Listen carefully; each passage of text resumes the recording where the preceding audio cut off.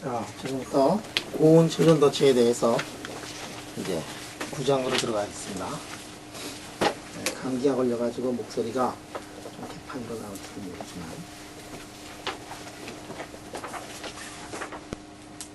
자, 1911년도에 뭐가 일어났죠?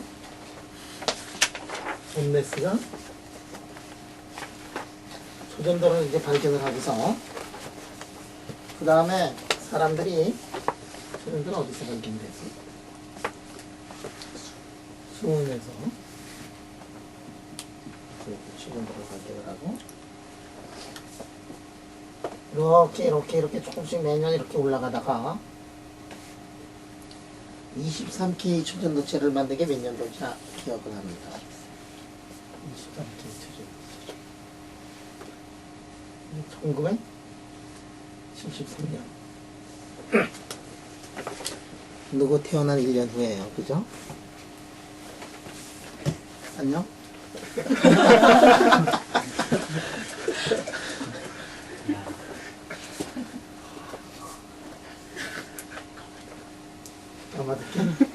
그러니까 이게 재곤이 태어나기 몇 년 전이지, 그지?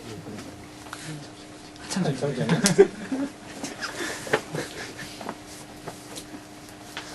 오케이. 그러니까 누나를 존중해야 되는 거야, 그지? 어디에서 23K가 나왔죠?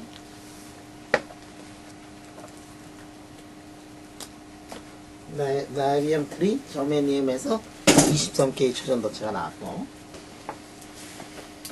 그러다 갑자기 어느 날 이렇게 확 올라가게 됐잖아. 이게 몇 년도냐면 1986년도 말부터 시작해가지고 7년도까지. 그래서 86년도에 뭐냐면은 란타늄, 바리움, 카폭사이드에서 거의 한 30K 초전도체가 이제 나타났어요. 배드모츠하고 문제가.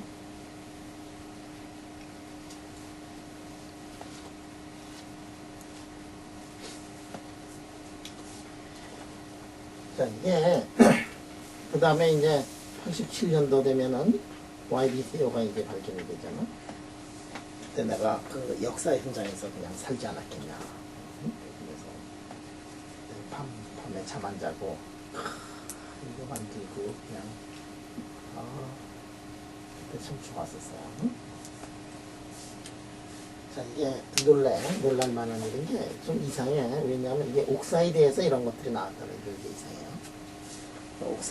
옥사이드가 초전도체가 됐어. 그 전에 것들을 보면 이게 다 어떤 종류냐면 이쪽에 다 이제 메탈이 없는데, 메탈이 아니고 옥사이드계에서 이제 초전도체가 나왔다. 그 다음에 아직도 내가 생생한데 기억이, 이 YBCO 만들었을 때 말이야. 우리 YBCO 만들었는데 이렇게 펠렛을 만들었어.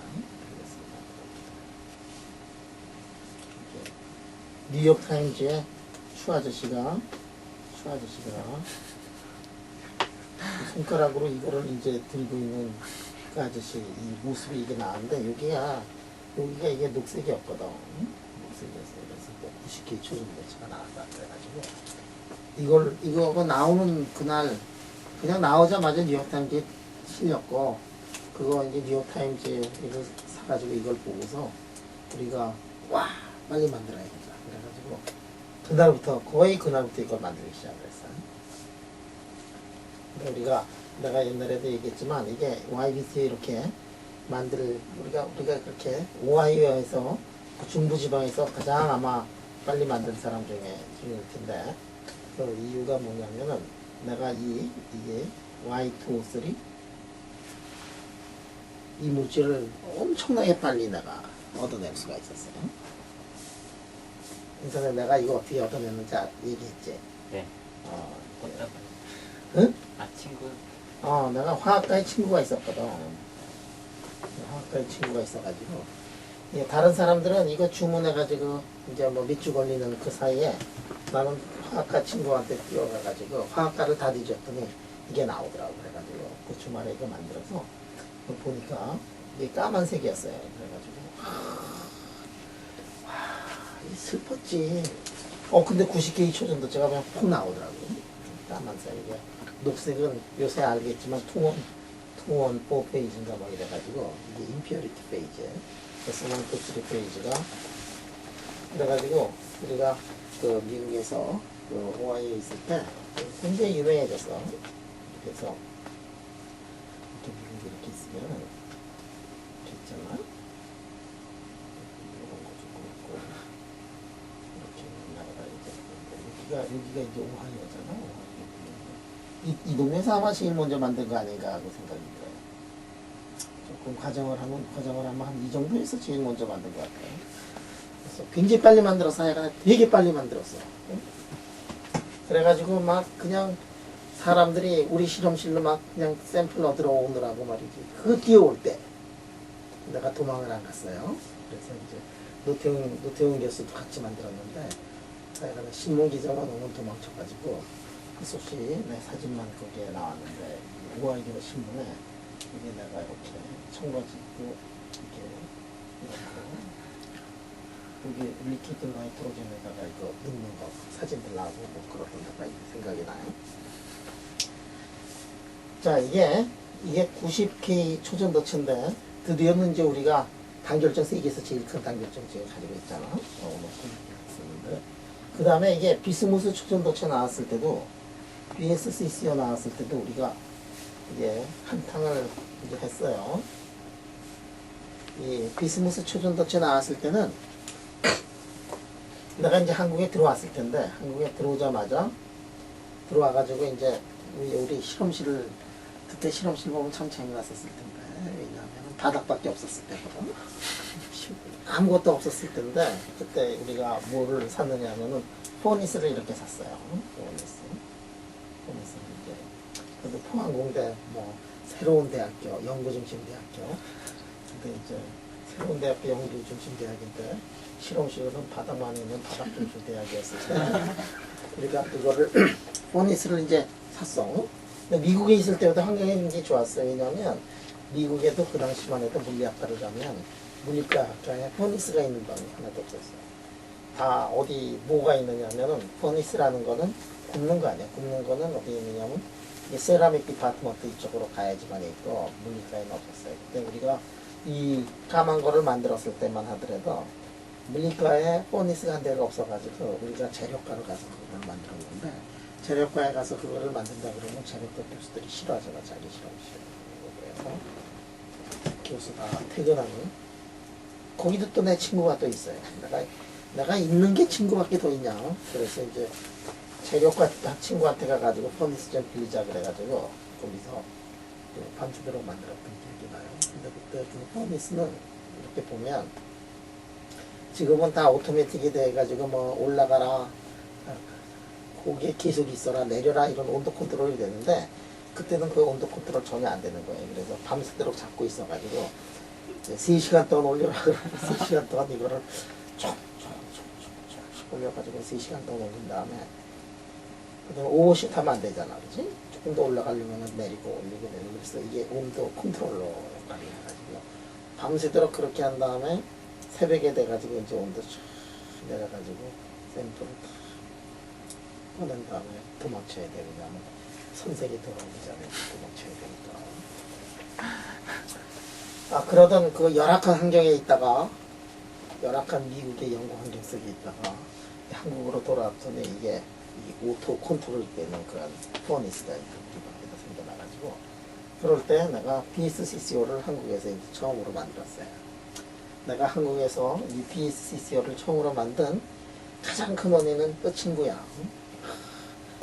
미국의 노태웅 교수한테 전화를 다 걸었더니 이게 만들어졌다 그러더라고. 이게 일본에서 만들어졌는데 그래서 미국에서도 지금 난리치면서 이거를 만들려고 사람들이 그런다. 그래가지고 그래가지고 포니스가 있으니까 그냥 한국에서 그냥 만들어 버렸어요. 미국보다 환경이 너무 좋아가지고 그 다음에 내가 이제 다시 돌아올 때 정도면 미국에서도 이 포니스가 있었는데 물리과에 한국에 이게 딱 들어와가지고 오토 컨트롤하는 포니스를 딱 사가지고 그래서 막 갈아가지고 PSCCO를 이게 처음으로 이거를 우리가 한국에서 만들었어. 응?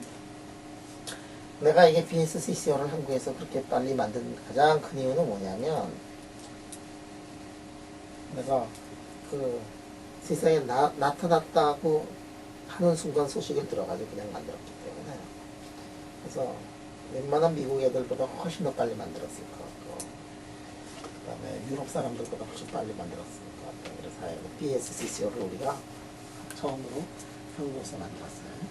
그래서 지금도 이렇게 보면 신문을 이렇게 지금 옛날 이 십몇 년 전에 신문을 보면, 한 18년 전에 신문을 보면 신문에 그 이성이 뭐 PSCCO 처음으로 만들었다 뭐 이런 게 있어요. 그때 사진 보면 재밌고 그랬을 텐데. 그 다음에 이게 PSCCO가 만들어진 다음에 쌀륨계 초전도체 TPCCO 이게 거의 130K 초전도체인데, 이거 만들 때는 내가 뛰어들어가지 못했어. 한국에 있을 때. 가장 큰 이유는 뭐냐면, 이거는 미국에서 처음으로 만들었고, 허만이라는 사람이 만들었어. 허만이라는 사람인데, 이게 알칸사라 그러나? 여기 알칸사 출신 중에 유명한 사람 하나 있죠. 알칸사 출신 중에 유명한 사람이 클린턴이야. 클린턴이 알칸사에 주지사를 하다가 미국 대통령이 됐는데, 알칸사에 있는 헐만이라는 사람이 TBCCO라는 거를 세상에서 처음 만들었어요. 근데 이거 만들었을 때는 TC가 높긴 하지만 사람들이 그렇게 많이 뛰어들었지 않아서. 왜냐면 터비움이라는 게 살륨이라는 게 이게 굉장히 그 몸에 나빠가지고, 그래서 이거를 만들다가 저승으로 갔다 뭐 이런 소문도 퍼지고, 이거를 만들기만 하면은 머리카락이 남아나지 않는다 그런 소문이 퍼져가지고, 그래서 사람들이 이게 살륨은 그렇게 만든 사람들이 별로 없어. 근데 보니까 머리카락 별로 안 날아가는 것 같아요. 그리고 만드는 인선이를 보니까 열심히 안 만드는지 머리카락이 아직도 남아있어. 그러면 이게 딱 이렇게 딱 그 머리카락이, 요즘의 살림은 이게 그 인정이 많아가지고 머리카락도 남겨두면서 이렇게 단결점조차도 나오는 것 같아요. 그래서 살륨이 이게 탁식하고, 그 다음에 나온 게 이게 수은계 초전도체인데, 수은계 초전도체는 내가 할 얘기가 끝이 없이 많이 있어요. 왜냐면 이 수은계 초전도체가 나를 그랬던 이 학자의 반열에 올려놓는데 가장 큰 역할을 했던 거거든. 그래서 우리가 예전에 그 나의 인생, 나의 초년도 해가지고 여기서 3시간인가 미시간을 한 게 테이프가 다 날라갔어요. 이거 홈페이지에다 올린다 그런 게 테이프가 다 날라갔어요. 왜냐면은 그때 그 마이크 썼는데, 마이크 배터리 없는 거 써가지고 목소리가 하나도 안 올라가가지고, 내가 그걸 보면 내가 여기서 뭐 그렇게 익사이트해서 얘기하는데 목소리는 하나도 안 나오는 그 테이프 만들어져가지고 지금 올리질 못하고 있어요. 슬퍼. 그래서 자, 여기에 지금 77보다도 그 TC가 올라가니까, 이거는 이제 뭘로 쿨링을 할 수 있느냐면 나이트로젠으로 이제 쿨링을 할 수가 있어요. 나이트로젠 쿨링이 가능하고, 지금 메커니즘에 대해서는 그 여러 개가 있는데, 그 아직 완전한 리파인은 되지 않았지만, 그렇지만은 우리가 추측을 해요. 그래서 왜 초전도가 나오느냐 하는 것들을 웬만큼은 알고 있는데, 아직 리파인된 그런 소피스케이트한 그런 티어리가 아직도 지금 없는 것 같아요. 이제 중요한 건 뭐냐면 CO2 플레인이 굉장히 중요하다는 거, 그런 것도 있고, 그 다음에 여기에서 그 스핀 2분의 1인 입자들이 모든 2분의 1인 입자들이 엔티페로마그네티즘을 이루고 있다가 여기서 하나둘씩 이렇게 꺼집어내면서 그게 이른바 도핑인데 도핑을 하다 보면 이제 코퍼페어 같은 것들이 형성이 된다 하는 건데 이게 미케니즘이 이렇게 미케니즘에 관해서는 사람들이 굉장히 많은 사람들이 이제 뛰어들어와 가지고 이제 싸웠어요. 그 중에서 이게 처음으로 나오자마자 그냥 그 자리에서 일주일도 안 돼가지고 이 문제 풀었다고 그 선언한 사람이 있어. 일주일도 안 돼서 그 사람의 이름이 누구냐면 이제 앤더슨 같은 사람들이 그때 이 문제를 풀었다. 그래가지고 일주일도 안 돼가지고 이 네이처지에다가 솔루션을 이렇게 이걸 발표를 한 적이 있어요. 앤더슨 같은 사람이. 근데 이제 다들 학생이고 뭐 포닥이고 그럴 때, 야, 솔루션이 나왔다 그래가지고 그 논문을 그냥 열심히 읽었어. 근데 전혀 이해가 안 되더라고요. 이게 무슨 개소리인지 진짜. 솔루션이라고 이렇게 풀어놨는데 이게 뭐 그냥 뭐 해밀토니안은 내놓고서 이게 J 써놓고 말이지 시그마 SI 닷 SJ 뭐 이렇게 써놓고 뭐 이렇게 써놨는데 이게 무슨 얘기인지 뭐 도대체 그때 잘 몰랐었거든. 그러니까 근데 이제 지금 보면은 이게 쉬운 논문인데 이게 틀린 논문이다. 사람들이 지금 이제 생각을 할 때 이게 틀린 논문이다라고 생각을 하고 있어요. 근데 이런 해밀토니안이 뭐 이렇게 되고 이런 것들을 보면 이게 그렇게 어려운 그런 피직스는 아닌데 이쪽 방향에 대해서 우리가 그렇게 공부를 해본 적이 없어. 이 차원에서의 뭐 엔티페로마그네티즘 같은 것들이라든지 이런 것들, 그다음에 모트 인슐레이터에 관한 얘기라든지 뭐 TJ 모델이라든지 이런 것들 있잖아요. 이런 것들을 그 당시에는 대학원생, 지금은 대학원생들이 하도 많이 들어가지고 그런 것들이 뭐다 이 정도는 이제 충분히 알고 있는데 우리 20년 전, 30년 전만 하더라도 strongly correlated electron system, 뭐 spin system이라든지 이런 것들을 학생들이 공부할 기회가 별로 없었어요. 그래서 보면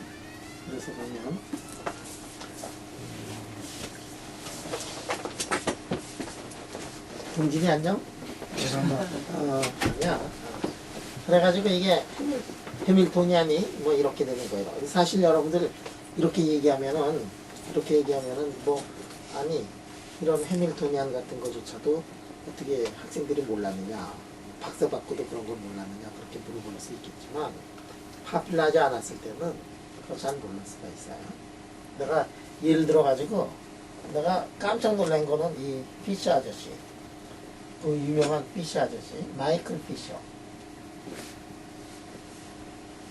이 마이클 피셔가 이게 우리 마이클 피셔가 오하이오 주립대학에 와가지고 스미스상이라는 거를 받은 적이 있어요. 스미스상. 이게 우리 오하이오 거기에 물리학과 건물 이름이 스미스 빌딩인데 이렇게 학과장을 굉장히 오래 했던 그런 사람인 것 같아요. 그래서 그 사람을 기리기 위해 가지고 스미스상이라는 게 있는데 그래서 피셔한테 그때 이제 상을 준 적이 있어요. 피셔뿐만이 아니라 길만도 와서 상을 받은 적이 있고 1년에 한 번씩 이렇게 상을 주면은 그때 어떻게 하느냐면은 이게 시상식이 있어. 시상식이 상을 받고서 강연을 하는데 항상 물리학과 교수들이 그날은 이제 파티를 하기 때문에 부인들 데려와가지고 이 앞에서 이제 쭉 앉아있고 그다음에 뒤쪽에 이제 학생들 앉아있고 뭐 이러는데 1년에 한 번씩 이게 스미스상 그 강연회가 있었는데 이게 마이클 피셔가 와서 강연을 했는데 그때 강연한 게 뭐냐면은 페이즈 트랜지션에 관한 강연을 했어요. 페이즈 트랜지션이라는 거 강연을 할 때 뭐가 나오느냐 하면은 이 스케일링 시어리라는 게 이제 나와. 스케일링 시어리라는 게 이제 나와요. 물론 리노멀리제이션 그룹이라든지 리노멀리제이션 펑션이라든지 이런 것들이 이제 쭉 나오는데 이 피셔 아저씨가 이 사람이 리노멀리제이션이 나왔을 때 윌슨만 노벨상을 따고 피쉬 아저씨가 노벨상을 못 따. 윌슨하고 피쉬하고 카다노프 이 세 사람이 노벨상을 혹시 같이 타지 않을까라고 사람들이 이렇게 생각을 했었는데 그때 노벨상을 피쉬한테 주지 않고 카다노프한테 안 주고 윌슨한테 이렇게 줘요. 이렇게 보면은 세 사람 중에서 가장 일을 많이 한 사람이 누구냐 하면은 윌슨이라는 거는 우리가 알고 있어요. 그렇지만 카다노프하고 피셔 같은 사람들도 스케일링 이론이라든지 이런데 상당히 크나큰 일을 했다는 것도 우리가 알고 있어요. 여러분들 베이스 트랜지션을 공부를 하는데 카다노프하고 피셔 그 다음에 윌슨 이 사람들의 업적은 이제 잘 알아야 돼요. 근데 그 당시만 하더라도 이게 몇 년이냐면 1980년도인데 벌써 한 2, 3년 뭐 이런 이 정도 되는데 스미스상을 받은 마이클 피셔가 와가지고 강연을 하는데 스케일링 이론에 관한 강연을 하는데 마이클 피셔가 뭐라고 얘기를 했느냐면 상을 받게 돼서 너무도 감사하고 고맙다. 지금부터 이제 하는 얘기는 이게 스케일링 이론이라든지 베이스 트랜지션에 관한 얘기를 해요. 근데 이렇게 보니까 이렇게 아줌마들이 상당히 남편 따라서 많이 왔는데 내 얘기 뭐 하는지 전혀 알아들을 수 없을 것 같은데 지금부터 1시간 동안 너무 고역일 거라 미안하다. 그 다음 얘기가 더 골짜기였던 게 걱정하지 마라. 네 남편들도 전혀 못 알아듣는 근데 그 내용이 뭐냐면은 내용이 스케일링 이론이거든. 스케일링 이론은 1990년대 한 10년 정도 좀 후에 되면은 그게 교과서에 실릴 정도로 그게 파퓰러해져 가지고 여러분 플리시케 책을 보면 몇 앞부터 그냥 스케일링 이론 맨날 나오거든요. 그거하고 마찬가지로 지금 학문이라는 게 어떻게 되느냐 하면 처음에 나왔을 때는 굉장히 어려워. 모든 사람들이 알아듣지 못하고 그러지만 조금만 지나면은 그게 굉장히 파퓰러해져 가지고 그거들을 못 알아들으면 바보가 되고 그게 다 교과서에 실리고 쫙 이렇게 되는 거거든. 여러분들 이게 맨 처음에 이게 틀렸다. 이게 해밀토니안 이렇게 써가지고 그 다음에 뭐 TJ 모델이고 뭐 이렇게 얘기를 했던 앤더슨의 그 첫 번째 논문을 보고 내가 이해를 못했다 그러는데 이해 못하는 거 당연하다고 그 당시에.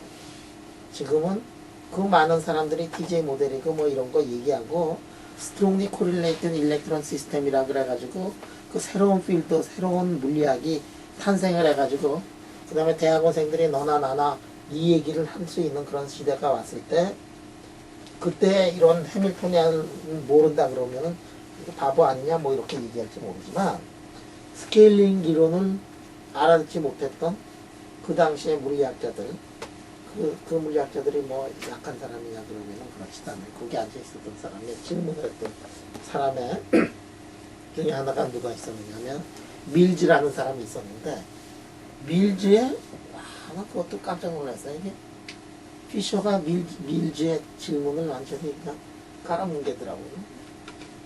밀즈는 누구냐면은 밀즈가 양밀시열의 그 밀이거든. 그 밀즈인데 양하고 밀하고 물론 나이가 그렇게 차이가 나는 건 아닌데 스승이 누구냐면 양이고 그 밑에 있는 밀인데 이 밀즈가 무슨 일을 했냐면 밀즈가 내 생각엔 밀즈가 노벨상을 타야 되는데 노벨상을 못한 것 같아요. 왜냐면 양밀시열의 게이지 이론은 이거는 대단한 거라 해가지고 노벨상을 당연히 타야 되는데 양이 노벨상을 벌써 타가지고 페리티 바이올레이션으로 밀즈까지 이게 안 온 것 같아요. 그 밀즈조차도 스케일링 이론을 그 당시에 잘 모르고 있더라고요. 그러니까 물론 잘 모르고 몰랐는지 밀즈는 알고 있었겠지. 나 이 밀즈 되게 존경하는데 이 얘기가 많이 들어요. 밀즈 아저씨가 질문을 하는 거 보면은 밀즈 아저씨조차도 스케일링 이론의 깊은 거를 공부를 하지 못했고 그러던 것 같아요. 자기 온 분야는 있었지만 여하튼 간에 내가 무슨 얘기를 하느냐 하면은 그때 앤더슨의 이 이론을 네이처 이론을 내가 읽으려고 이해하려고 하는데 전혀 이해가 안 된다. 나보다 그 똑똑했던 노태원 교수도 이해가 잘 안 돼가지고 맨정신은 안 되겠다. 그래가지고 누워서 읽어보기도 하고 맥주 마시면서 읽어보기도 하고 그랬는데 도대체 무슨 뜻인지 몰랐는데 하여간 중요한 건 뭐냐면 앤더슨이 처음 나오자마자 솔루션이다라고 이렇게 탁 낸. 그러니까 앤더슨 그렇게 하니까 뭐 사람들이 그냥 깜짝 까무러치게 놀랐거든. 왜냐하면 앤더슨이라는 그 사람이 그 당시만 하더라도 앤더슨이라는 사람의 위치는 이거는 사람이 상상할 수 없는 상태예요. 그러니까 1950년도를 기점으로 해가지고 그 앞쪽하고 뒤쪽을 보면 뒤쪽은 거의 앤더슨의 시대라고 얘기를 할 수가 있어요. 혹자는 그 뒤쪽은 바딘의 시대라고 이렇게 얘기를 하지만 내 생각에는 앤더슨의 시대가 아닌가 하고 할 정도로 앤더슨이 그 다음 세대를 이렇게 풍미했었는데 그래서 우리가 학생 때 나도 이제 뭐 공부를 이제 이것저것 많이 했는데 앤더슨의 이게 로컬리제이션이라는 거를 얘기를 했어요. 처음에 앤더슨의 로컬리제이션 얘기했을 때 사람들이 이해를 하지 못했을 뿐만 아니라 믿지 못했고 이해하지 못했을 때가 있어서 그래서 앤더슨에 대한 거를 이해를 하려면 앤더슨을 이해를 하려면 20년은 기다려야 된다. 그런 얘기들을 우리가 들은 적이 있어요. 왜냐하면 로컬리제이션 나왔을 때 저것도 쓰레기 같은 짓이냐 뭐 이래가지고 사람들이 이제 믿지 않았고 그 다음에 조금씩 믿더라도 그 다음에 이해를 잘 못해가지고 그때 뭐가 어떤 얘기를 했었느냐면은 1980년도 초에 포톤 로컬리제이션에 관한 얘기를 앤더슨이 이제 처음 했는데 그래가지고 나하고 이제 우리 노태우 둘이서 포톤 로컬리제이션을 이걸 이해를 해야겠다. 왜냐하면 앤더슨이 최근에 한 얘기가 이 포톤 로컬리제이션이니까 이거를 만약에 공부를 하면 우리가 빅히트를 칠 수 있겠다. 그래가지고 포톤 로컬리제이션을 우리가 고민해 본 적도 있어요. 앤더슨이 하여간에 1950년대 이 후반 60년대 70년대 80년대로 오면서 엄청난 반향을 일으켰어요. 무슨 문제가 이렇게 풀리다가 풀릴 듯 안 풀릴 듯 해가지고 사람들이 이제 두 패로 또는 세 패로 이렇게 갈려져 가지고 싸우다가 항상 그렇게 싸우다가 맨 마지막에 사람들이 뛰어가가지고 드디어 앤더슨을 데려와가지고 어떻게 생각하느냐 딱 이렇게 물어보면 앤더슨이 한쪽으로 손을 딱 주고 손을 들어주면 그러면 그 논쟁이 끝나던 그러던 때가 언제냐면 1980년대 1980년도에 앤더슨이 어떤 논쟁을 했느냐면 예를 들어서 이 폴리아세틸렌에서 거기다가 도핑을 하면은 그 안에서 콘덕티비티가 굉장히 커지는 그런 현상들이 이제 나타났단 말이에요. 그게 이름이 뭐냐면 콘덕팅 폴리머에 관한 얘기인데 콘덕팅 폴리머에 관해가지고 사람들이 이제 붙었어. 싸움에 붙어가지고 미국 물리학회 가면은 하여간에 두 그룹으로 나눠져가지고 엄청나게 싸워서 하여간에 뭐 그렇게 싸울 수가 없어. 자기하고 의견이 다르면은 말도 안 하고 또 이제 욕하고 싸우고 뭐 그러던 때가 있었어요. 그때 이제 앤더슨한테 사람들이 찾아가가지고 어떻게 된 거냐 참 물어봤더니 그때 앤더슨이 내가 알기로는 솔리톤 모델에 손을 딱 들어줘가지고 그래서 솔리톤 모델이 이겨가지고 그래서 슈리퍼 히거의 솔리톤 모델이 굉장히 유명하게 돼요. 슈리퍼 히거 모델 알지? 몰라? 그 유명한 모델 모른다 말이지. 슈리퍼 히거 모델. 그리고 그 솔리톤 모델을 가지고서 이게 콘덕팅 폴리머를 이소에 그 뭐지? 그래서 무궁화 꽃이 피었습니다. 이거보다 더 큰 소설이 나오거든. 자, 그러면 이게 고온 초전도체에서 우리가 이 챕터에서 이제 어떤 것들을 다루느냐 하면은 그 미케니즘을 모른다고 하지만 미케니즘을 웬만큼 안다고 하지만 근데 이제 그 여러 가지 성질들을 우리가 공부를 할 거예요. 그러니까 아나이소트로피, 김지목을 난다운 이론이 과연 초전도체를 기술을 하느냐 하는 건데 적어도 이거는 예스예요. 이거는 이제 예스야. 그래서 이제 우리가 아나이소트로픽 긴지복을 란다우 방정식에 대해서 이제 깊게 공부를 할 거예요. 그 다음에 우리가 멜팅이라든지 글래스 트랜지션이라든지 이런 것들도 우리가 이제 깊게 이제 공부를 할 거고, 자, 그 다음에 unconventional D-wave spoken conductivity.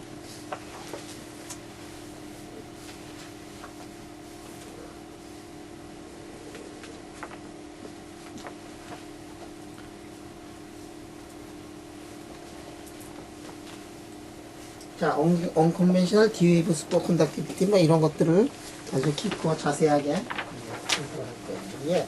이 책을 내가 읽어보니까 틴캄 아저씨 상당히 그 머리가 잘 도는 아저씨라는 게 이렇게 이해가 가는 게, 그 많은 논문들을 이렇게 해가지고 그 사람이 그 뛰어난 것 같아요. 그 썸머리를 굉장히 잘하는 것 같아요. 그러니까 이 챕터가 비록 한 챕터밖에 안 되지만 고온 초전도체, 그 넓은 영역의 고온 초전도체에 대해서 한 챕터는 썼지만 한 챕터 속에 그 에센스, 엑기스, 그게 이제 다 거기에 들어가 있는 것 같아요. 그래서 오늘은 이제 그거를 하나둘씩 파헤쳐 나가자는 얘기예요.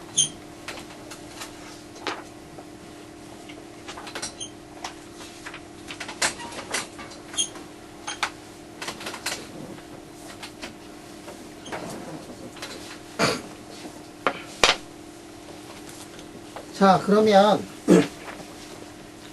이 고온 초전도체를 보면 우리가 생각나는 게 있어요. 이게 뭐냐면은 이런 구조를 가지고 있다 하는 것들이 이제 생각이 나. 이게 뭐냐면 여기가 초전도고 초전도인데 초전도하고 초전도 사이가 굉장히 위크하다. 이런 것들이 이제 초전도가 돼가지고 이 고온 초전도가 돼가지고 이 전자 같은 것들도 이쪽으로는 잘 가지만 이쪽으로는 굉장히 가기가 어려워요. 굉장히 아나이소트로픽한 그러한 물질이다. 그러면 이렇게 아나이소트로픽한 그러한 물질인 경우에 이러한 경우에 이 물질의 성질들이 어떻게 될 거냐 하는 것들을 우리가 공부를 한번 해봐야겠다. 특히 만약에 이것이 초전도가 되고 초전도하고 초전도 사이의 커플링이 작아지면 어떻게 되느냐, 이런 것들을 우리가 공부를 하면 좋겠는데, 그러한 것들이 고온 초전도체가 나오기 전에 벌써 사람들이 그러한 것들을 발견을 해가지고 공부를 한 적이 있어요. 자, 그 사람들의 이름이 누구냐면 로렌스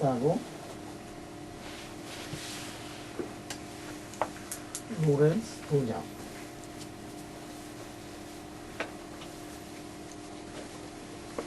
로렌스하고 도냐의 모델이라는 것이 옛날부터 있었어요. 이런 것들이 있었게 된 가장 큰 이유는 뭐냐면, 그 당시만 하더라도 벌써 이러한 물질들이 있어가지고, 이러한 물질들이 이 초전도 물질인데 레이어드 스트럭처를 가지고 있었고, 그리고 이 고온 초전도체하고 비슷한 그런 레이어드 스트럭처. 그래서 이런 것들을 설명을 하기 위해서 벌써 사람들이 뛰어들어가 가지고 이러한 것들을 해밀토니안을 발견을 하고, 그거를 가지고 프리 에너지를 발견을 하고, 그래서 슈퍼컨덕티비티를 이렇게 기술을 해봤어요. 그거를 한 사람이 누구냐면 이른바 로렌스 도냐인데, 로렌스 도냐 모델이라고 이렇게 얘기해요. 그래서 이 카플링이 크면은 3디멘셔널 긴지복을 란다우 방정식이 되고, 카플링이 작으면은 2디멘셔널 긴지복을 란다우 방정식이 되는 이러한 모델을 누가 발견을 했느냐면 저 사람이다. 여러분들이 이제 알아야 되는 게, 도냐이라는 사람은 이제 이 스탠포드에 있었는데, 스탠포드. 그리고 최무영 교수도 있고, 서울대학에 최무영 교수. 학문적으로 그 뛰어난 우리 서울대학의 최무영 아우님, 나한테 아우님이니까 학문적으로는 내가 형님이라고 생각을 하는데, 나이가 많아서 아우라고 부르는데, 이 최무영 아우님의 스승이 누구냐면은 로렌스 도냐이야. 응? 그 지도 교수가 2명이 있었어요. 최무영 교수는. 그 중에 도냐하고 또 같이 일했고, 그러면 다른 한쪽이 휴고만인가 그런데 휴고만.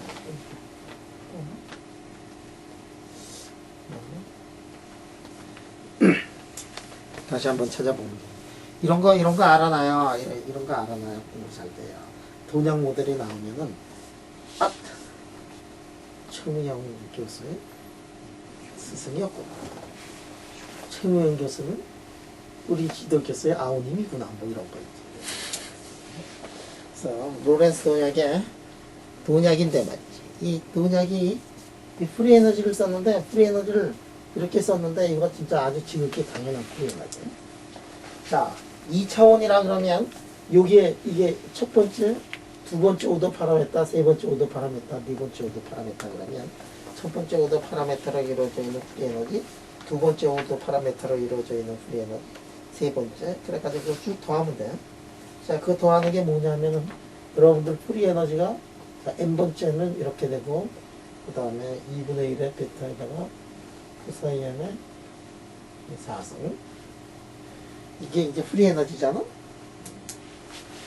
그 다음에 어떤 항이 있느냐면은 2n분의 그 다음에 h바자승 이렇게 되고 그 다음에 이게 2차원이니까 일렉트론들이 어디서만 움직이냐면 표면에서만 움직일 때 이렇게 AP 방향으로의 매스가 이렇게 되고 그 다음에 라운드 푸 사이에 X방향, Y방향 그레디언트가 어떻게 되느냐면 푸 사이에 Y의 자성이 이렇게 되잖아요.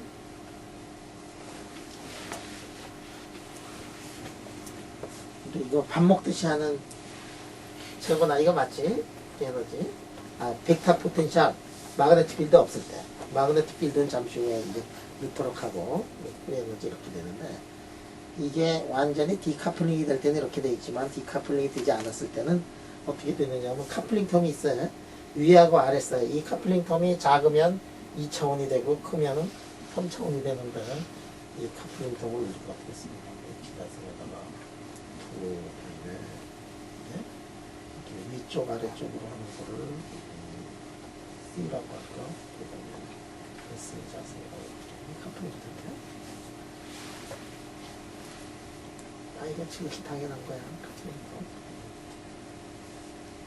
n하고 n-1이 이 커플링이 이런 커플링을 이제 이루고 있는데 그러니까 커플링이 없을 때는 이것만 들어가는 게 이제 당연하지. 당연한데 옛날 우리가 하던 긴즈버가 난다고 한 것이고 커플링이 들어가기 때문에 요항이 이제 하나가 더 들어가게 되는구나. 왜 이 커플링이 더 나오느냐? 이 커플링이 이거를 보면 요걸 한번 전개를 해볼까요? 그 사이에 전체의 자수 그 사이에 n-1의 전체의 자수 그 다음에 그 사이에 스타 n-1의 그 사이 n의 그 사이 n-1의 스타 이렇게 나오는데 이게 왜 요 항이 나오느냐 좀 이게 미치는데 이 항이 왜 나오지? 이 항이 여기서는 이 위에 탕하고 똑같지?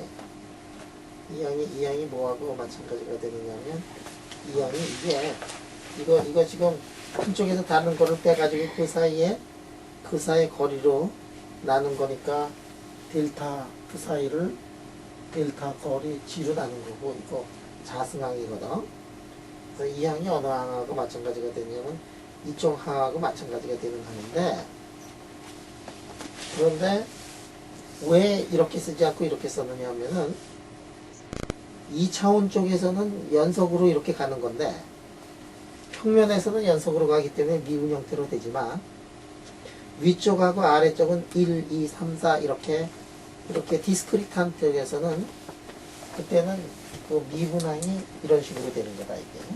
그래서 S가 0으로 가면은 둘 사이 거리가 짧아지면은 이쪽 항으로 가는 그런 커플링항을 우리가 여기 다시 쓴 거고 이 커플링항을 이렇게 쓰면 여기에서 뭐가 나오니? 여기에서 코사인 텀이 나오지. 그리고 푸사이 n을 우리가 어떻게 쓰느냐면 푸사이 n이라는 거는 이 푸사이의 n의 크기에다가 그 다음에 익스포넨셜의 i의 세타의 n이라고 이렇게 쓸 수 있잖아요. 오더 파라메타. 그러면 이거는 이제 푸사이 n의 전체의 자수, 크기의 자수, 크기의 자수. 그 다음에 이거는 두 개 한 다음에 그 다음에 코사인의 세타 1 마이너스 세타 2가 돼가지고 이 항이 어떻게 되느냐? 이 위항하고 아래항의 커플링 텀은 2의 S의 자승에다가 부사의 N의 전체의 자승에다가 1 마이너스 코사인의 세타 N 마이너스 세타 N 마이너스 이래가지고 이 커플링항이 이제 이렇게 표시가 되더라. 그래서 이 모델 이름이 뭐냐면은 이른바 로렌스 도냥 모델이에요. 로렌스 도냥 모델. 지극히 당연한 것 같지만 1990년대 초만 하더라도 사람들이 어느 대학에서 이렇게 와서 세미나하고 그럴 때 이 항을 다 써가지고 이제 그때부터 시작하고 그랬거든. 기억이 나.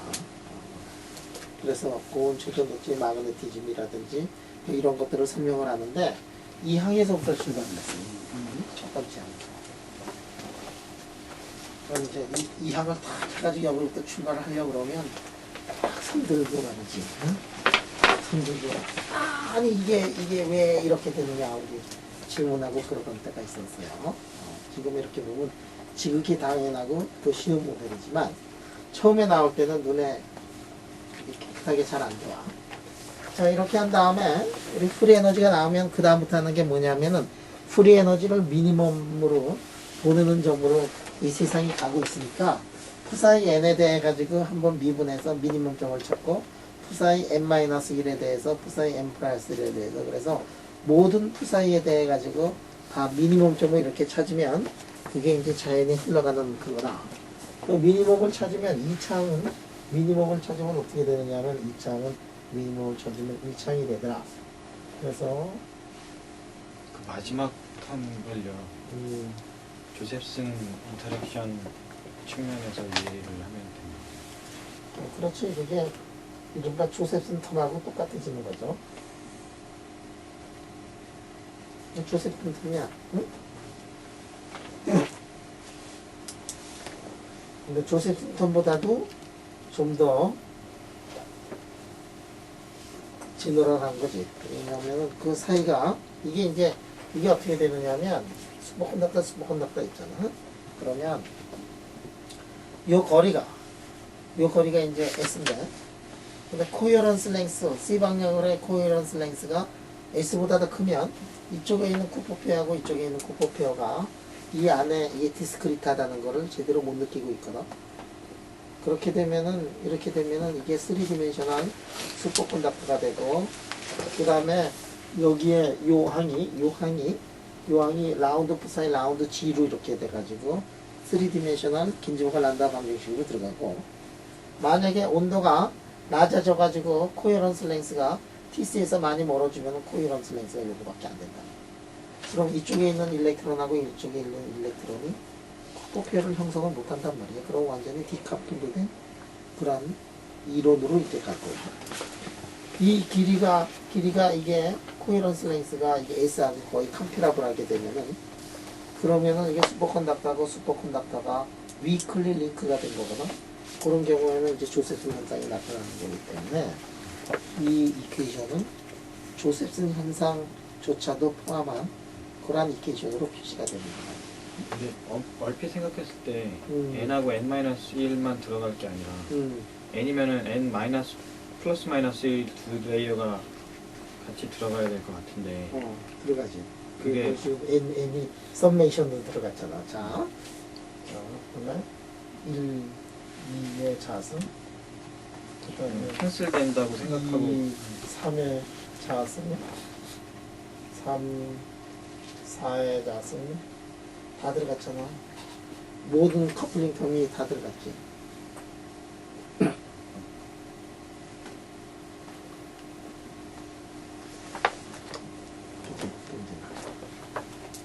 다 들어간 거야. N을 다 더했기 때문에. 그래서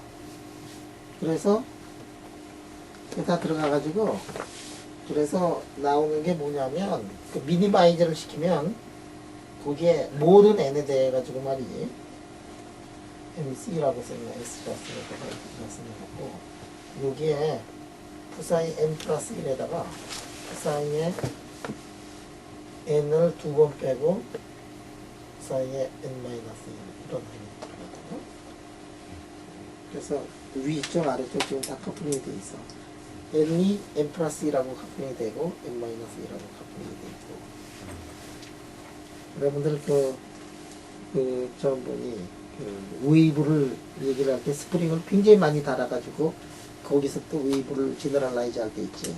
n번에 있는 스프링 놈이 스프링 하나를 통해서 n-1라고 커플링이 되고 스프링 하나를 통해서 n+1라고 커플링이 되면은 이 항이 들어가 있잖아, 그지? 그거하고 지금 똑같은 거.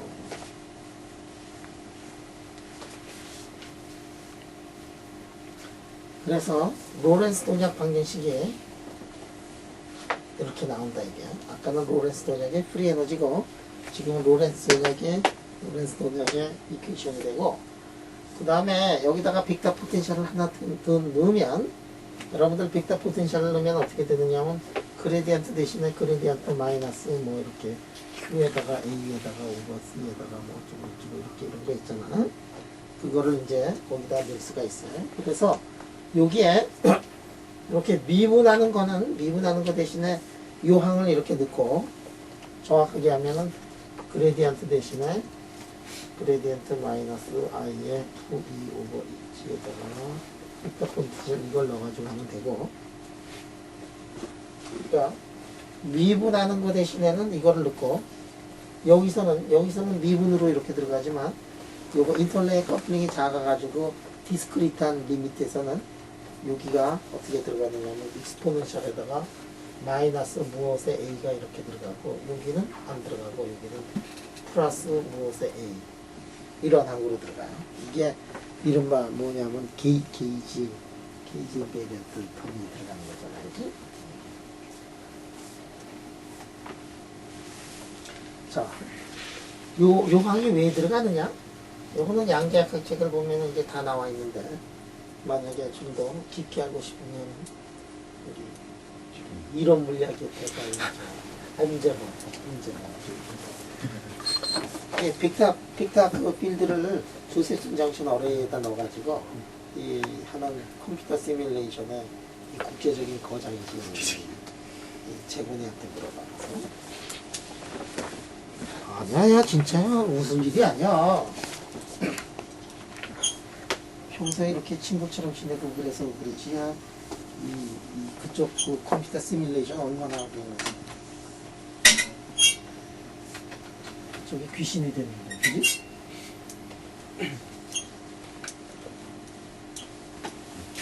조셉슨 정션 어레이에서 일어나고 있는 문제들 이게 사실은 조셉슨 정션 어레이하고 마찬가지가 되는 건데 거기에서의 그 디스크리트한 2D 어레이에서 일어나고 있는 일들 이런 것들을 우리 재곤이가 굉장히 많이 공부를 했어요.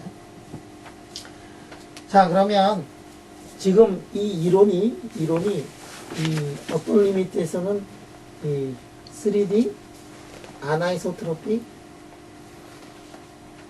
긴주먹을 난다 이론으로 이렇게 갈 수가 있어요. 그런 경우는 어떠냐면 조금 전에도 얘기했듯이 그 사이 n에다가 n 플러스 1에 s를 n 플러스 1 빼기 n을 말이지 이거를 그 사이 g로 이렇게 바꿔버리면 조금 전에 그 이퀘이션 자체가 긴즈버그 란다우 방정식의 아나이소트로픽 긴즈버그 란다우 방정식 3D의 아나이소트로픽 긴즈버그 란다우 방정식으로 이렇게 표시가 돼가지고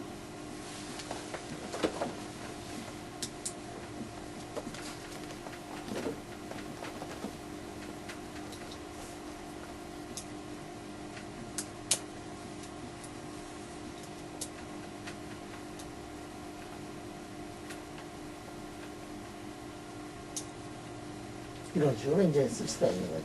우리가 맨날 하던 긴즈버그 란다우 방정식인데 아나이소트로픽 긴즈버그 란다우 방정식을 이렇게 쓸 수가 있다. 자 여기에서 이제 알아놔야 되는 게 이 매스라는 거가 있는데 매스라는 것은 방향을 타요. 고온 초전도체나 아까 얘기했던 TASE2 같은 거, 그 다음에 YDCO라든지 뭐 이런 것들을 보면 옆으로는 일렉트론들이 잘 가는데 위아래는 가는 게 굉장히 무거워, 어려워. 그래가지고 매스가 이런 매스를 우리가 MAB라 그러고 이런 매스를 MC라고 얘기를 하면 MC가 MAB보다 굉장히 큰 그런 물질들이 세상에는 굉장히 많이 있어요. 그런 게 상당히 많아.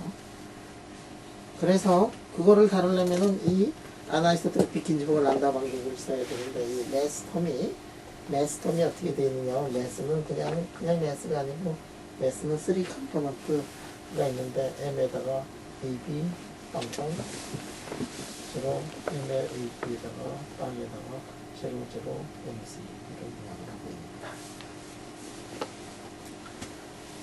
M이 일반적으로 텐사예요. 텐사. 자, 그러면 이 문제를 이제 어떻게 풀 거냐? 이 아나이소트로픽 긴지봉을 란다 방식에 이제 우리가 어떤 형태로 이제 풀 거냐 하는 거를 한번 보면, 아나이소트로픽 긴지봉을 란다 방식을 이제 어떻게 풀 거냐 하는 거를 보면,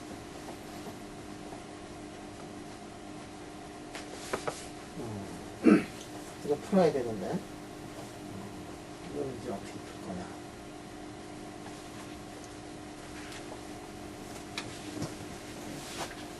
이거 말이야, MA하고 MP하고 MA하고 MC하고 만약에 같으면은 이거 굉장히 쉬워. 이거는 아이소트로픽 긴지봉을 란다 방식이고, 이거는 우리가 풀어놨어요. 어디서 이거 풀었지? 올란도 책에서 말이야. 올란도 책에서 이 문제를 이제 쭉 다 풀었어. 그래서 이 긴지봉을 란다 방정식 가지고, 아니 런던 방정식 또는 런던 방정식은 긴지봉을 란다 방정식의 특별한 경우인데, 그래서 긴지봉을 란다 방정식 가지고도 풀 수가 있었고 런던 방정식을 가지고도 풀 수가 있었어요. 그래서 이 방정식을 풀면 어떤 현상이 나타나느냐 하면은, 이게 지금 마그네틱 필드를 걸어주면은 요만큼 코헤런스 랭스만큼 마그네틱 필드가 초전도체 안으로 들어가고 이렇게 돼가지고 코가 있고 볼텍스 구조가 이게 나온단 말이에요. 그 다음에 이렇게 돼가지고 이 길이가 얼마가 되냐면 람다가 돼가지고 마그네틱 필드가 이만큼 뚫고 지나간다. 이런 것들이 여기서 이제 다 나오잖아, 그지? 이거 나오는 거 인선이가 우리 조인선 반장이 아니고 선생님이 요즘 여름방학 동안에 학부 애들 데리고서 공부 다 했지. 네. 여름방학. 여름방학. 네. 겨울방학. 여름방학. 여름방학인가? 요즘 겨울방학은 겨울방학 뭐였지? 때는 이제 킹카. 아, 겨울방학 때는 풀책 풀책 가지고 했고, 그래서 그거 할 때 이거 사실 다 푸는 거거든. 근데 만약에 아나이소트로피가 들어가면 어떻게 되느냐? 아나이소트로피가 들어가면 그러면은 아나이소트로피가 들어가면 이렇게 되면은 이 볼텍스 코어가 말이지. 코어가 이게 C 방향으로 이렇게 돼 있고 이게 AB 방향 또는 A 방향으로 이렇게 하면은 이게 볼텍스 코어가 어떤 모양으로 되느냐면 이런 모양으로 이렇게 돼가지고 초전도가 이렇게 깨지지.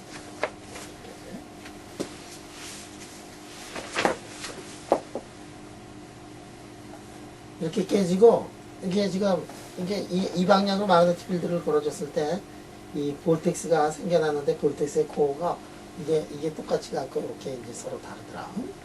요쪽 길이가 코헤런스 랭스의 크CC예요. 크CC. 요게 이제 크CC고 요쪽의 길이가 얼마가 되지? 크C에 A 또는 B 이렇게 돼요.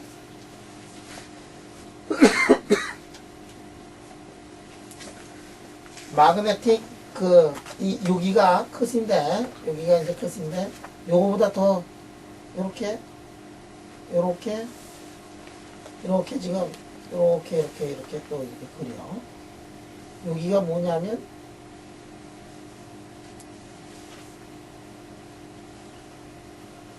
페네트레이션에 여기가 컷이 있으면은 여기가 람다의 C가 아니라 람다 A가 되고 그 다음에 여기가 크시스인데 CA인데 요 길이는 람다의 C가 돼요.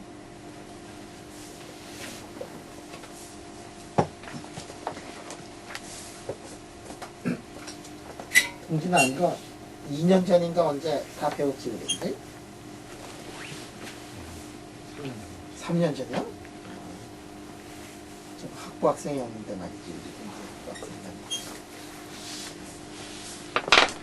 초전도 강의로 들어가니까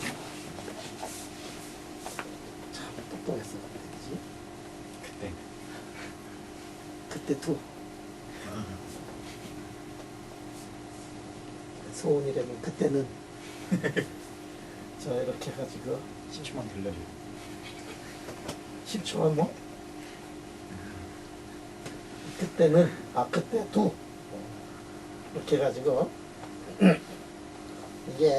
이거 할 때마다 자꾸만 까먹어. 어? 여기가 짧은 게 뭐냐면 짧은 게 코가 이렇게 있으면 코헤런스의 C가 되잖아, 그지? 여기가 코헤런스의 A 또는 B, A하고 B는 똑같으니까 A, B 이렇게 있어. 그래서 여기가 이제 초전도가 깨져 있어. 런던 모델에서는 이러고 긴즈버그 란다 모델에서도 크시스 이게 있지만 이게 어브럽트하게 이렇게 깨지는 게 아니고 천천히 이렇게 깨진다 이런 거 옛날에 있어요. 그 다음에 요거 말이야 여기부터 마그네틱 필드를 이렇게 보면 마그네틱 필드를 보면은 런던 모델에서는 뭐 이렇게 되지만 여기 긴즈버그 란다 모델에서 이렇게 돼가지고 요 길이가 페네트레이션 뎁스인데 이 페네트레이션 여기부터 여기까지 그 길이가 여기가 이게 람다의 이제 C고 이쪽이 람다의 AP야. 이거 참 한쪽은 말이지 람다의 C고 한쪽은 코시는 C고 람다는 AP 이렇게 왜 이렇게 되느냐? 이게 정이야 이게 정이. 이게 람다를 정의를 할 때는 코어의 사이즈로 정의를 하고 아니지 그 C를 정의를 할 때는 코어의 사이즈로 하고 람다는 정의를 할 때 마그네틱 필드를 걸어주면 마그네틱 필드 때문에 뭐가 생겨나느냐 하면은 전류가 있잖아. 전류. 그래서 전류가 있으면 전류가 여기에 흐르는 전류가 람다는 전류하고 관계가 있는 거야. 마그네틱 필드를 걸어줘서 전류가 있는데 슈퍼커런트가 어느 쪽으로 흐르냐면 이쪽으로 흘러. 슈퍼커런트의 방향이 어느 방향이냐면 JC의 방향이고, 슈퍼커런트의 방향이 C의 방향이잖아. 슈퍼커런트가 요렇게 돼가지고, 슈퍼커런트의 방향인데, 여기부터 여기까지의 그 거리가 얼마냐면 안 돼. 슈퍼커런트, 이렇게 해가지고, 이쪽은 슈퍼커런트 어느 쪽으로 흐르냐면 AP 방향으로 흐르잖아요. 슈퍼커런트가 이렇게 돼가지고 AP 방향으로 흐른다.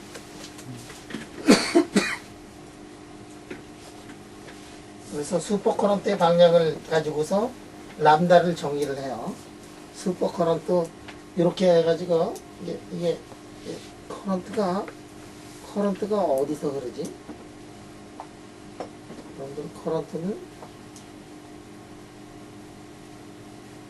커런트는 B 필드 또는 A 필드가 이렇게 돼가지고 익스포넨셜에 마이너스 R 오버 람다 이렇게 되잖아.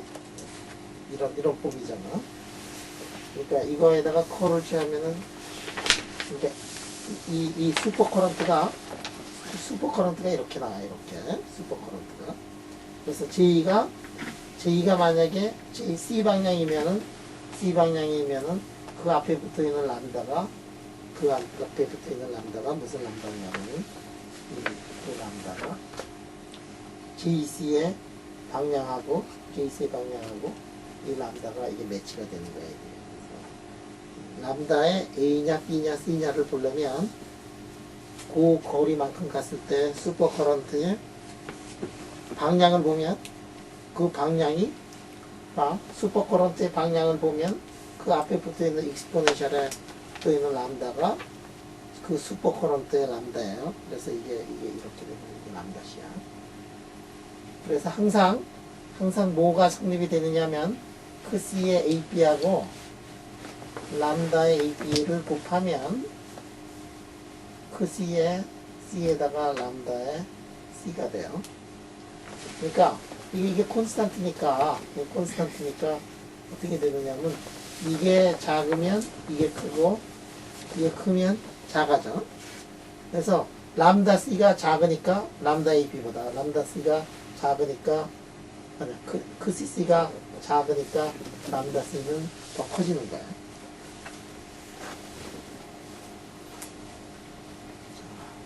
이거 옛날에 다 했겠지만 잠깐 까먹어. 나도 잠깐 까먹어. 저번에 안 까먹겠지만 맨날 이걸 하니까 저번에 안 까먹지, 그지? 자, HCH는 어떻게 되냐면 파이 제로에 2파이 크시 자승으로 나와요. 자, 그러면 여기다 HC2에 C 쪽으로 패러렐 하면은 파이 제로를 2파이 써놓고 크시 써놓고 자승인데 왜 크시가 어느 쪽 크시냐? 이게 AB야. 이게 AB예요. 자, HC2가 이렇게 해가지고 AP 방향으로 되면은 여기다 2파이에 크시 써놓고 이게 어떻게 되지? AB 크시 이렇게 되지. 제가 머리가 되게 좋구나. 아직도 저걸 다 외우고 있는 거거든. 책 봤다고? 그래도 이해를 하니까 봐도 그걸 알아야 봐도 이해를.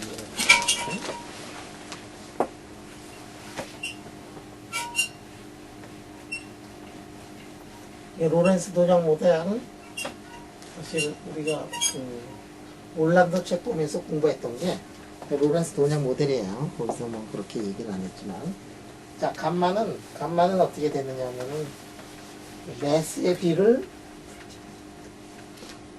풀체에서도 나왔다고. 기와도 머리가 되게 좋구나. 그럼 귀환이 딱 가야지, 이게. 머리가 좋구나. 자, 이렇게. 생각도 안 했는데 얼굴 가리고. 얼굴 생각도 안 했는데 옆에서 얼굴 나왔다고 누나가. 얼굴 가리고 있어요. 자, 그러면 이 감마가 이렇게 되는데, 아까도 얘기했듯이, 감마가, 아까 우리 저 인선이가 감마에 대해서 또 얘기를 한 게 있는데, 그 감마 아니냐, 그지? 이 감마가 매스로 따지면 2분의 1이고, 페네트레이션 뎁스로 따지면, 자, 람다 이렇게 써놓고, 자, 여기 크시 써놓고, 이게 크시 써놓고, 이게 크시에, 여기 C고, 크시에, 여기 AP지. 코헤런스 랭스 항상 C쪽 방향이 짧잖아. 이게 이렇게 썼지. 그 다음에, 여기다 뭐 쓸까? 여기다 C 쓰고, 여기다가 AP 쓰면 되지. 왜냐하면 서로 곱한 것들이 같아져야 되니까. 이렇게 쓸 수가 있어요. 그래서, 이렇게 쓰고, 이게 긴즈버그 란다 방정식에서는 이게 콘스턴트야. 그 다음에 긴즈버그 란다 방정식에 있어서는 이게 HC2가 AP로 있을 때가 더 커요. HC2에 C 방향보다 AP 방향이 더 크지. 그 다음에 HCO는 이게 또 거꾸로 돼. 여러분들 잘 알아봐.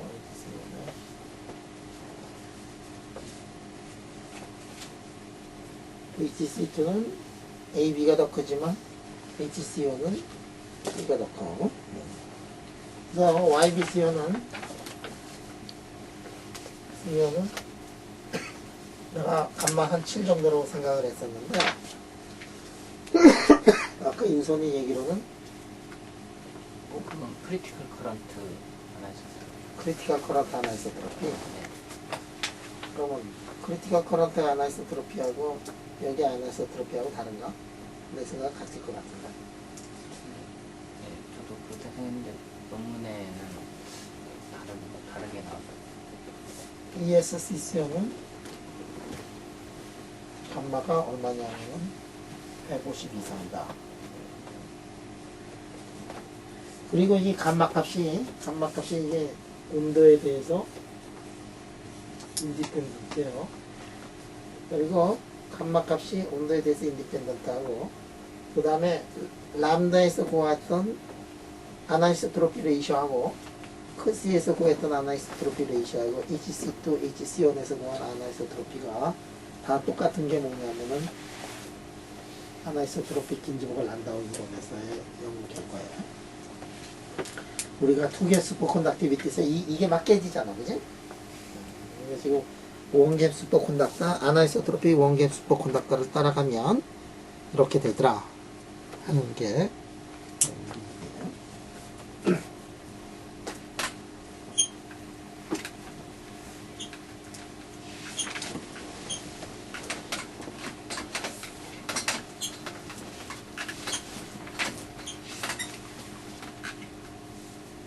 자, 그러면 이게 임의로 말이지. 이렇게 놓고서 마그네틱 필드를 이렇게 걸어주는 경우가 있었는데 임의로 이렇게 마그네틱 필드를 걸어줘 가지고 그럴 때 HC2를 우리가 만약에 계산을 하면은 HC2가 어떻게 되느냐 하는 거를 한번 보면 이게 3D 긴즈버그 3D 아나이소트로피 긴즈버그 람다 이론에 의하면 HC2에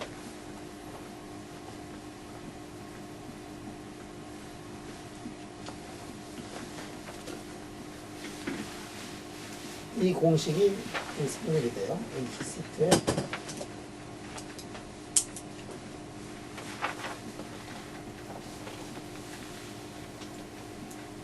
이 공식이 서로 생략이 돼요.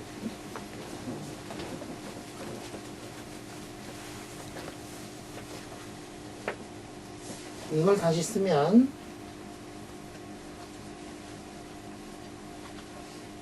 HC2에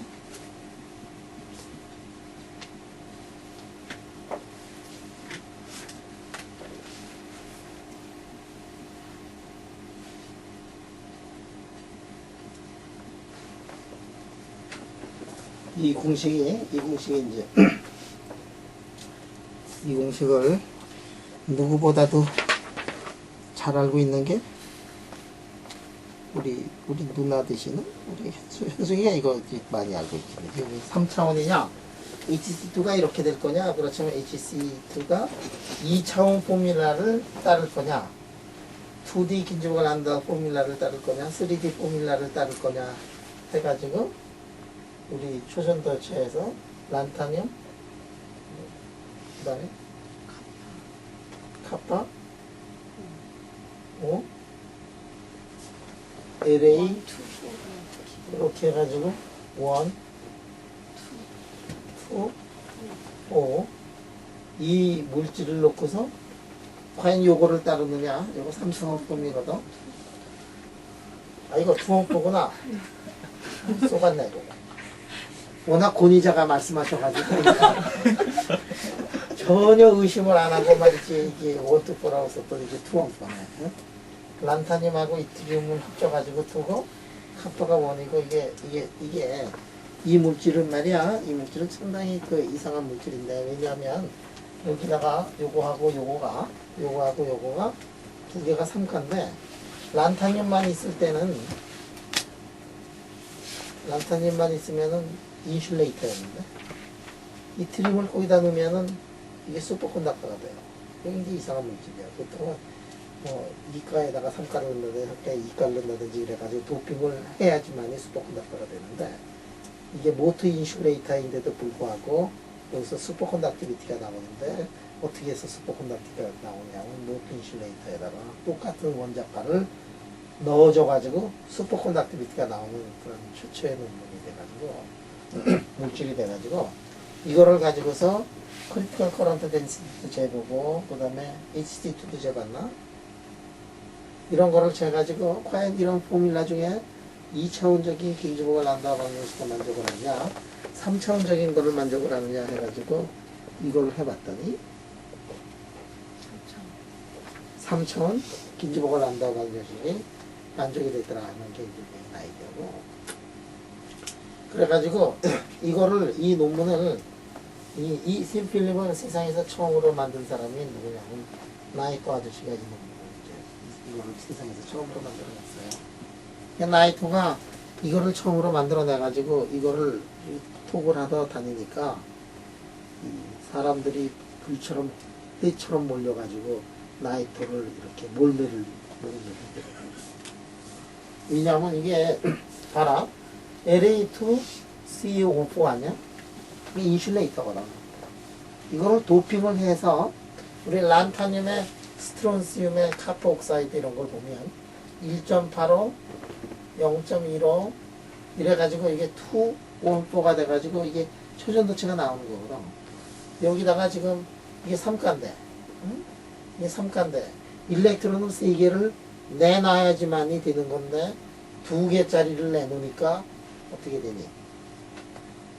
이게 홀드 오프 슈퍼컨덕터가 되는 거다 이거지. 그래서 이게 홀드 오프 슈퍼컨덕터가 됐는데 여기에다가 이거는 인슐레이터에 모트 인슐레이터인데 LA에다가 2 대신에 1.85 예를 들어서 이트립에 0.15 이렇게 해가지고 CO4를 했더니 초전도가 나오더라고요. 굉장히 이상해. 왜냐하면 도핑도 하지 않았는데 왜 초전도가 나오느냐. 그래가지고 이거를 가지고서 이제 나이토가 초전도가 나오니까 이게 모터 인슐레이터에서 갑자기 초전도가 이렇게 나올 수 있다. 도핑을 하지 않았는데 그 다음에 이거를 만들어낼 때 여기다가 산소 대신에 산소 이 안에다가 산소를 빼면 뺄수록 초전도가 잘 나온다. 뭐 이런 이론을 가지고서 이 나이토가 일본을 돌아다니면서 연설을 하기 시작해야죠. 나이토의 그 이슈가 뭐였지 여기서? 도핑을 하지 않았는데 슈퍼컨덕터가 나오는데 그 사람은 그거를 뭐라고 생각을 했었죠? 전문가께서 논문까지 썼잖아요. 좀 가물가물해서. 아니 안 되지. 가있어. 그 논문 한번 다시 읽어봐야겠다. 그지? 내렸으면 다시. 아, 이거 리아이드 할 수도 없고, 이게. 하여간에 이게 나이토가 저거를 가지고서 좀 얘기를 할 때마다 사람들이 그 말도 안 되는 얘기하고 있다라고 해가지고, 뭐, 때처럼 몰려가지고, 나이토가 아주 굉장히 어려움을 많이 겪었어요. 왜냐하면 이게 초전도가 돼야 되는 아무런 이유가 없거든. 그럼 뭐 디스토션이 돼서 그러느냐, 뭐 찌그러져서 뭐 이상하게 돼서 그러느냐, 그래가지고, 그, 나이토를 가장 많이 공격한 사람들이 나이토의 그 동료들이야. 나이토가 미시오 나이토가 동경대학교 출신이거든. 동경대학에 다나카크로 거기 동경대학에서 고온 출전 제일 많이 했던 처음 나왔을 때 그 다나카 아저씨 그 계좌 그 그룹에서 좀 동료였던 사람들이 친구였던 사람들이 가장 그 반대를 많이 해요. 그래서 하여간에 나이토가 저걸 해가지고 논문을 내면 낼수록 그냥 칼질을 당해가지고 논문을 하나도 퍼블리시를 못해요. 그 사이에 나이토가 우리한테 시료를 보내가지고 그래가지고 우리가 논문을 써가지고 PRB에다 냈는데 거기서도 또 이제 이거는 받아들일 수 없다 그래가지고 우리가 그래서 어디다 냈지 논문은? 슈퍼컨덕터 사이언스 앤드 테크놀로지에서 우리가 HC2하고 그 다음에 요전에 JC를 다시 재가지고 그 논문들을 냈는데 그 논문이 나이토의 처음 논문이 되거든요. 그래서 자기가 샘플 프리포레이션 한 논문도 제대로 못 냈는데 우리가 이제 그 논문들 우리도 이제 굉장히 어려움이 많아요. 왜냐하면 정통의 여태까지 나가던 것들하고 너무 달라가지고 사람들이 잘 믿지를 못해. 이 시료의 중요성도 잘 모르고 그래가지고 이렇게 현숙이가 그 논문을 냈는데 어려움이 있었지만 나이트 아저씨는 우리 어린애에 비해서 몇 배의 어려움을 겪어서 명함도 못 내밀고 있다가 이번에 미국 가가지고 발티모어에 가가지고 탁 봤더니 나이터가 초청 강연을 하더라고. 그래서 어머니 나이터가 이 초청 강연을 어떻게 하나 그거 탁 봤더니 이거 가지고서 초청 강연을 하더라고. 그러니까 이제는 나이터의 그 업적들이 이 시료들이 이 빛을 발하기 시작해가지고 세상 사람들이 이제 어느 정도 인정을 해주는